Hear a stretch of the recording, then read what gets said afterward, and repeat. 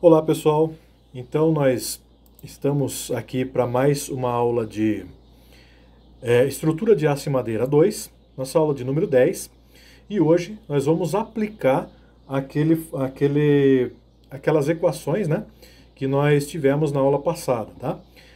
Só peço que vocês vejam lá um documento novo que eu postei no Unimestre, tá? Tinha algumas correçõezinhas que eu tive que fazer naquele documento no formulário, tá? Então, fiquem atentos lá para vocês poderem ter o formulário correto aí com vocês, tá? Mas de qualquer forma, aqui nessa aula eu já tenho o formulário bem certinho, já fiz as alterações, então a gente vai poder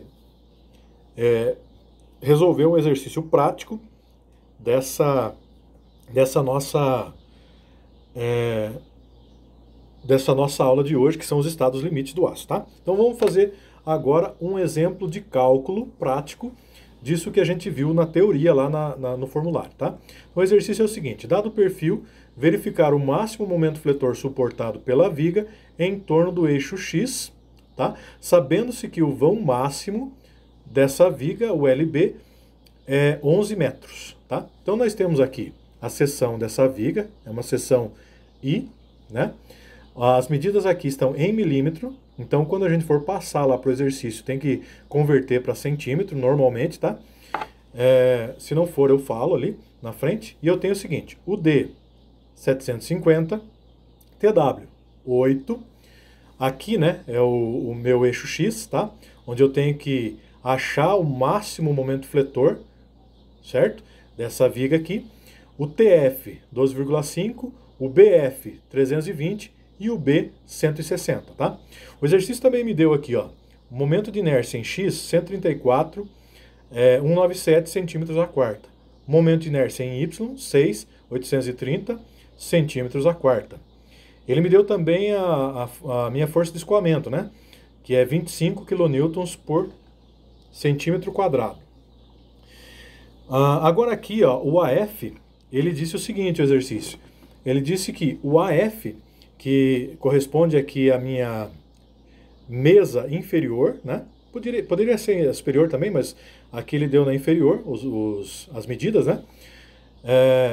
É a multiplicação do BF, que é essa parcela aqui. Aqui está 320, transformando em centímetro 32, vezes o TF, né? Que é essa altura, para eu achar essa área da mesa, né? Ou seja, multiplicando deu 40 centímetros quadrados. O AW já é a área aqui da alma, né? Da seção dessa viga, tá? Então eu preciso achar o H primeiro, porque o H ele não deu aqui, né? Então quanto que é o H? Bom, se eu tenho aqui 750 como D, e eu tenho TF 12,5 aqui e 12,5 aqui, é só fazer 750 menos 25, que dá 725, certo? Então, o meu H, que é essa distância aqui, ó, né, da alma, né, a altura máxima da alma, vai dar 72,5 centímetros já, né? Vezes o 0,8, que é o meu TW, esse daqui, que deu 58 centímetros quadrados, tá? Bom, então, seguindo já o exercício, eu coloquei aqui as considerações nossas do formulário que a gente teve, tá? E aqui é a primeira consideração que a gente tem que fazer, que se o H sobre TW for menor do que 540 dividido por raiz de FY, então o QA vai ser igual a 1, tá? Então, já partindo aqui, o H sobre TW, lembra o H que é a altura? 725, né? Lá deu 72,5. Então, 725 milímetros, né? Dividido pelo TW, que é a minha largura da alma. Então, eu tenho 90,63, tá? Então, eu tenho que ver agora se esse 90,63 é menor ou igual a 540 dividido por o FY, que é a minha força de escoamento, né? Que lá no caso o exercício deu, que é 25. Então deu 108. Ou seja, o H sobre TW, que é 90,63, ele realmente é menor do que 108, tá? Se ele é menor que 108, então o QA vale 1. Então tá aqui, ó, o QA vale 1, tá? Então essa é a primeira consideração.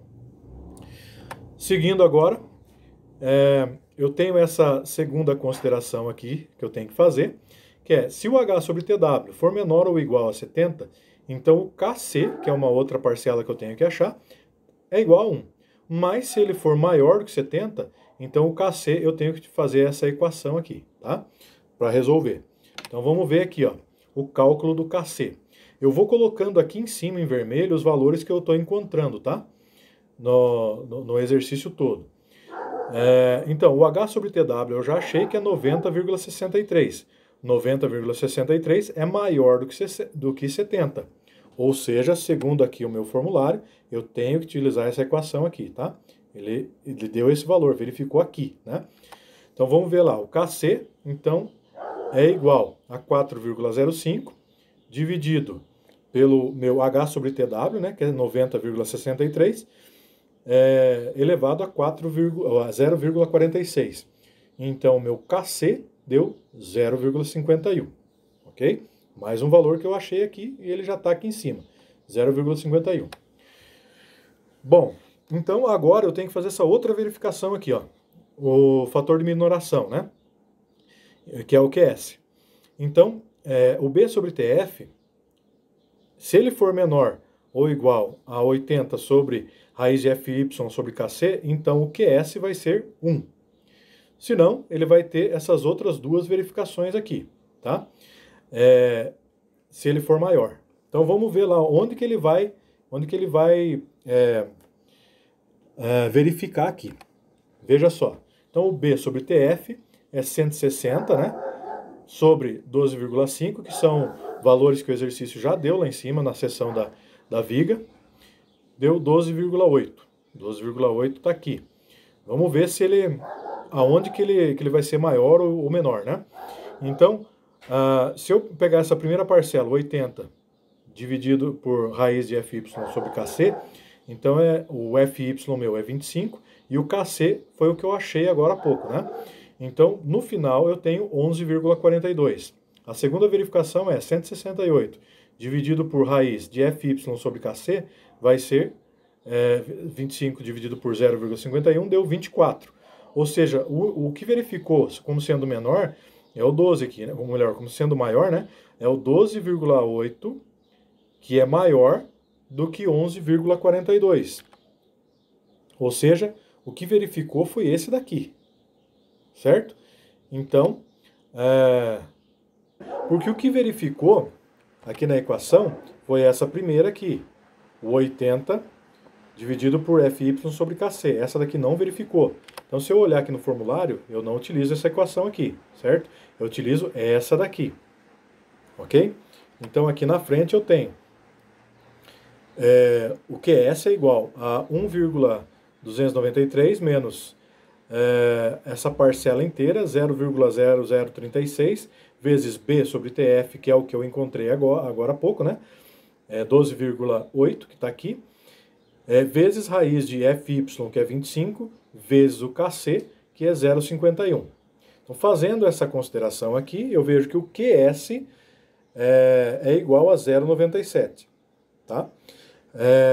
Ou seja, se eu voltar aqui também, eu tenho que ver que para eu achar esse fator aqui de minoração, né, eu vejo que para achar o Q, no caso, eu multiplico o QA vezes o QS. Então veja só, ele tem que ser menor do que 1, tá? Então vamos seguir aqui e ver se isso acontece. Então o Q é igual ao QA, que eu achei lá no comecinho do exercício, né? 1 vezes o QS que eu achei agora. Ou seja, tá aqui, né, a multiplicação, ele vai dar 0,97 o meu Q, tá bom? Seguindo daí. Agora nós vamos passar para o LB, que é o apoio lateral, tá? Vamos ver se ela tem apoio lateral completo ou não. Então, seguindo aqui. Eu sei que o LB é 11 metros, ou 1.100 centímetros, tá? Já convertendo para centímetros para poder colocar tudo no mesma unidade de medida, né? Então veja, o LB1 ele tem que ser menor do que 63 vezes BF, que é 32, né, o BF, dividido pelo FY, que é a minha força de escoamento, que é 25. Então aqui deu 403,2 ou 403, aproximando o valor. Esse 403 é menor do que 1.100, que é o tamanho total da viga, não é? Então, eu considero sem apoio lateral o LB1. O LB2 é 14,060, está aqui, dividido por D, que é 75, dividido pelo AF, que é 40, né, que o exercício deu lá no comecinho, vezes 25, que é o FY. Ou seja, vai dar 300. Essa equação aqui dá 300. Ou seja, também é menor do que 1.100. Ou seja, os dois apoios verificaram, tá? Ou seja, ele é sem apoio lateral, tá certo? Já consegui verificar isso daqui, que essa viga não tem apoio lateral. Bom, seguindo aqui agora, né, no nosso formulário lá tinha essa tabelinha, né? Que é as almas de perfis I e U. Então, eu tenho aqui o perfil I, né? Então, eu tenho que entender que o H sobre TW tem que ser menor ou igual a 540 sobre raiz de FY, tá? Se ele for menor do que raiz de 540 raiz de FY, ele é compacto. Se não, ele é não compacto, tá? Então, vamos ver se vai verificar isso daqui também. Tipo de seção, né? H sobre TW é igual o H é 725, que a gente achou lá, né? No comecinho, lá na seção da nossa viga, dividido pelo TW, que é o 8. Ou seja, deu 90,63, que é o que a gente já fez lá no comecinho do exercício mesmo, né? E o B sobre TF, que é 160, né? O B, e o TF, que é 12,5, a altura da mesa. Então, 12,8. Esses dois valores a gente já achou lá atrás, né? Mas eu preciso ver se verifica aqui se a seção é compacta ou não. Então, o H sobre TW, que é 90,63, está aqui, tem que ser menor ou igual do que 540, dividido pela raiz de FY, que é 25. Ou seja, deu 108. Se eu considerar aqui, 90,63 é menor do que 108, tá? E vamos para a segunda consideração aqui do B sobre TF. Tem que ser menor do que 80 sobre raiz do FY, que é 25. Deu 16.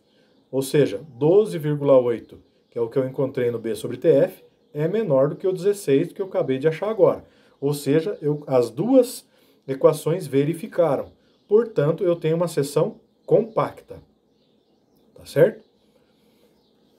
A seção compacta, ela é aquela seção que é justa, o tamanho, né? Se ela for muito grande, ela é uma seção não compacta. E ela, se for menor que a compacta, ela é esbelta, ou seja, muito pequena, tá?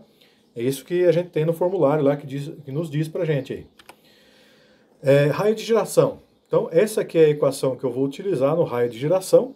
Já partindo para a consideração aqui, o raio de giração é igual a raiz de meu momento de inércia em Y, que o exercício deu também, que é 6.830, dividido por 2 vezes o meu AF, que é 40, o exercício também deu isso, fizemos a multiplicação lá no comecinho, mais o AW, que é 58, dividido por 6.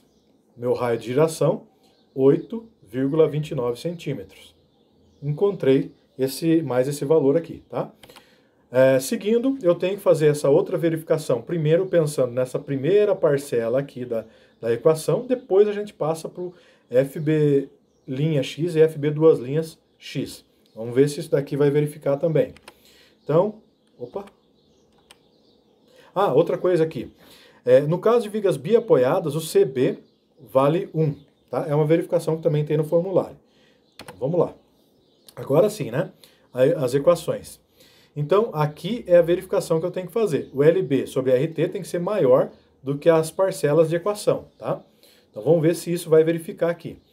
O meu LB sobre RT, 1.100 dividido por 8,29, deu 132,7. tá? Essa parcela aqui, o LB sobre RT. Jogando para essas equações que a gente tinha aqui, ó, essas duas equações, tá? Então vamos verificar aqui, ó, 71710 vezes o CB, que é 1 por ser uma viga biapoiada, né? Conforme a gente leu agora há pouco, FY dividido por FY, que é 25, que é a força de escoamento dessa viga. Ou seja, deu, aproximando aqui o valor, 54, né? 54 é menor do que 132,7, tá? Ou seja, o LB sobre RT é maior do que essa parcelona aqui que a gente achou, né? Vamos ver na segunda equação agora. Eu tenho raiz de 358,580 vezes o CB, né, que é 1, dividido por 25, que é a minha força de escoamento.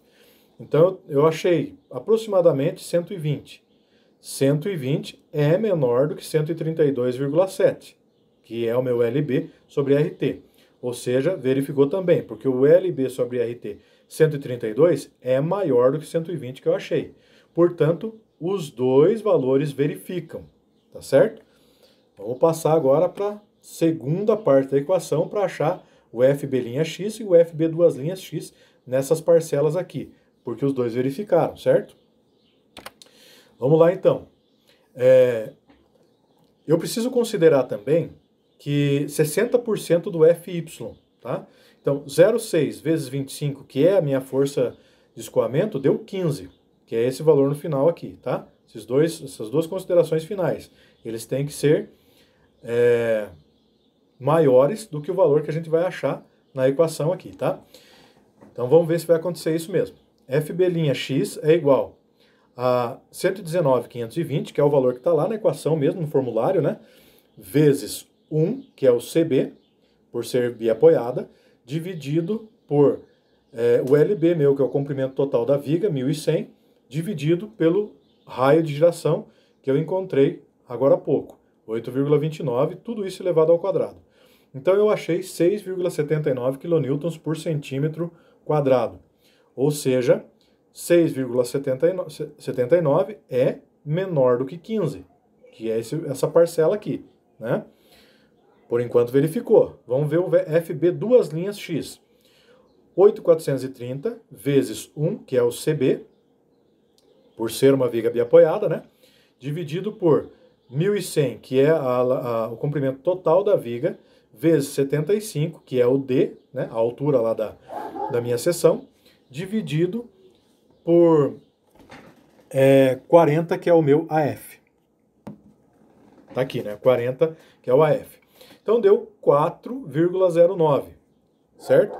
Ou seja, 4,09 é menor do que 15.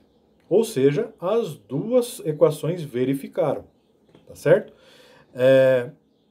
Eu vi aqui no formulário que o valor a ser utilizado como tensão admissível, né, que é o meu FB', né, a flexão será o maior entre FB'' e o FB''x. Então, qual que foi o maior aqui?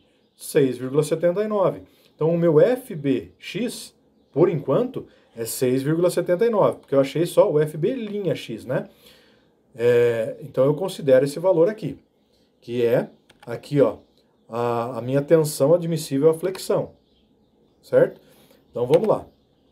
Agora, eu tenho que verificar a esbeltez dessa peça aqui, certo? Se o H sobre TW for maior do que 632 dividido por raiz de FB'x, então eu utilizo esta equação aqui, tá? Se ele for menor, aí o meu QE é igual a 1. Então vamos ver o que vai verificar aqui, ó. O meu H sobre TW, eu já fiz lá atrás, né? É 90,63. E o meu 632 dividido por FB'x, que é o que eu acabei de achar, né? Tá aqui, ó. Meu FB'x, 6,79.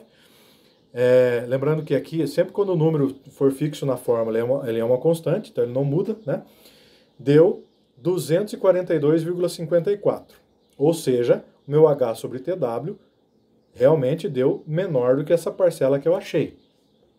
Portanto, se eu olhar aqui, ó, na minha equação, H sobre TW deu menor. Ou seja, o meu QE vai ser 1. Olha só, o QE deu 1.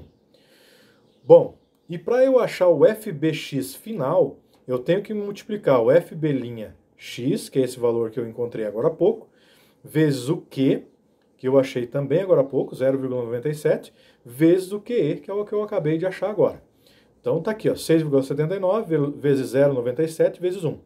Deu 6,59, tá? Esse é o meu valor de FBX final.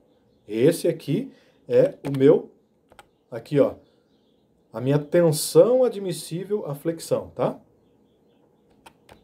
Então, seguindo. Agora, para eu achar o meu cálculo, aqui seria o seguinte, o que o exercício está pedindo é o momento fletor, tá? Eu poderia calcular o FBX também com essa equação. FBX é igual ao momento fletor dividido pelo meu momento de resistência da peça, né? E aqui, né, tá a fórmula que a gente acabou de fazer, o FBX final, tá? Mas, como eu quero achar o momento, então eu tenho que arrumar essa equação aqui para eu poder achar o momento fletor. Então eu já acho ele aqui. E também eu considero que para achar o momento resistente, eu tenho que considerar o momento de inércia em x dividido por d dividido por 2, tá? Então partindo já para a resolução aqui, ó, já arrumando a minha fórmula para achar o momento fletor, tá aqui, ó, né? Então eu só passo o WX pro outro lado do sinal de igual, fica mx, momento fletor, é igual ao FBX vezes WX, tá? Mas eu ainda não tenho o WX, eu só tenho o FBX.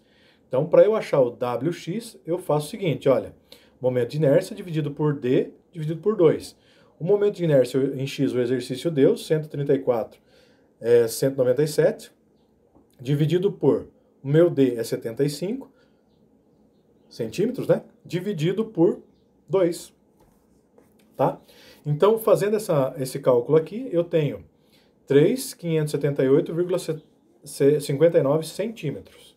Bom, se eu achei agora o meu WX, eu posso jogar ele na fórmula aqui, né?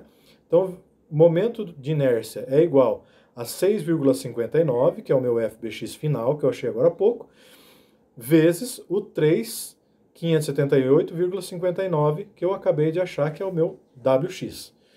Partindo aqui para baixo, o valor final do momento máximo, momento fletor máximo é 23.582,9 kN vezes centímetro, tá? Se eu quiser passar para kilonewton vezes metro, é só eu correr a vírgula duas vezes, né?